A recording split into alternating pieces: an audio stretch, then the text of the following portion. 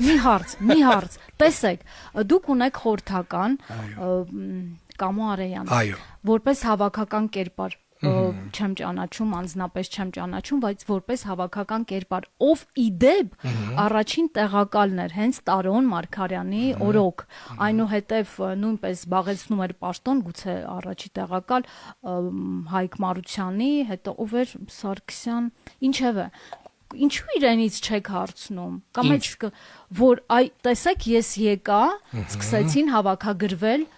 տուրքերը,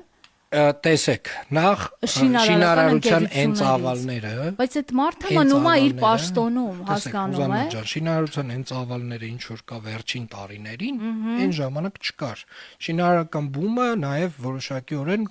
կապված է ուղղակիորեն պահանջարկի հետ, այսինքն մարդիկ ուզում են նոր բնակարաններ գնել Երևան քաղաքում, Սփյուռքից Երևան քաղաքում բնակվող, նույնիսկ մենք ուղղորդել ենք դեպի մարզեր շինարարությունը, եկամտային հարկը վերացնելով Երևան քաղաքում, այսինքն մենք այդ շինարարության, այսպես ասած, նույնիսկ այդ խրախուսման քաղաքականությունը ուղղորդել ենք միայն մարզեր, Երևանում այլևս այդ ծրագիրը չի գործում, բայց դեռևս շարունակում է որոշակի պահանջարկ մնալ Երևան քաղաքում։ Ինչ վերաբերում է նախկինում թե ինչու չէին հավաքում, չգիտեմ, չեմ կարող ասել, ճարտարապետահատակագծային առաջադրանքների համար վճարները սահմանել ենք իմ գալուց հետո եւ դրանից հետո օրենքում փոփոխություններ անելուց հետո նաեւ սահմանել ենք շինթույլտվությունների համար վճարներ,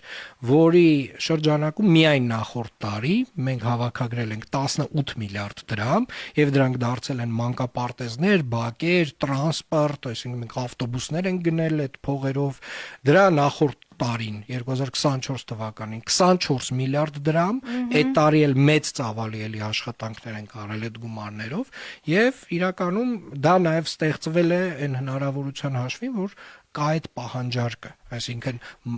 կա մարդկանց կողմից նոր բնակարան գնելու պահանջարկ, որի համար նաեւ թուրքեր են վճարում մեր կառուցապատողները։